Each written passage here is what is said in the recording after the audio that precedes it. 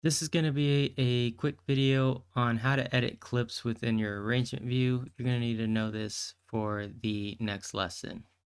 In Ableton, there are different parts of the clip, and each part of the clip triggers different tools when you hover over them. So if you see here, if I drop this down, I just have the name, and then underneath that we have the clip content. So if you hover over the clip name, that accesses the grab tool, and you can move things around with the grab tool, and it's going to be snapping to the grid. But if you hold command, you can slide without snapping. Also, you can hold alt, click and drag a clip, and that'll make a copy of it. If you hover over the right of the name and you extend forward, it'll begin looping that clip, and if you move backwards in time, then you can shorten clips. Same goes for the other side. If you drag it outward, it'll loop, and if you drag it forward, it'll shorten the clip. If you hover over the clip content, you will access the selection tool, and this allows you to select ranges of your clip, and you can then break those clips,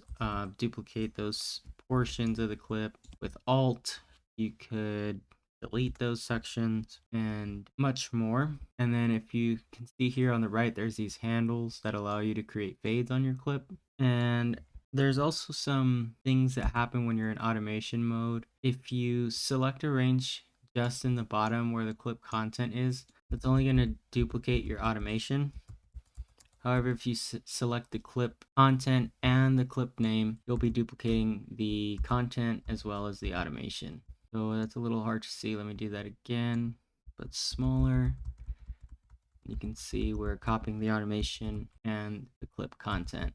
So we'll go back into the normal view here by pressing A. Some other things you could do with the clip is reverse the clip by pressing R, and you want to make sure that you're in warp mode for this. So if this warp button is checked off, these shortcuts won't work. So we'll turn that on. Yes. So from here, if you hover over the right trim area and you hold shift, you can actually stretch the audio, or you can compress it.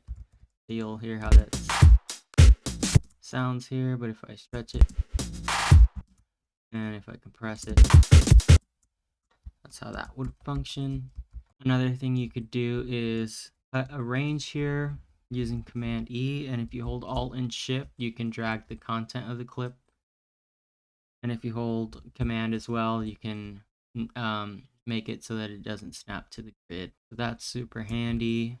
Another thing you could do is use the command option F when you highlight over the end or the start of a clip, and that'll create a fade for you. And if you had multiple clips kind of aligned like this, you could select ranges of multiple clips, do command option F, and it'll fade them all for you. And if you highlight the whole clip and you hit command option F, it'll create fades at the beginning and end of each clip section.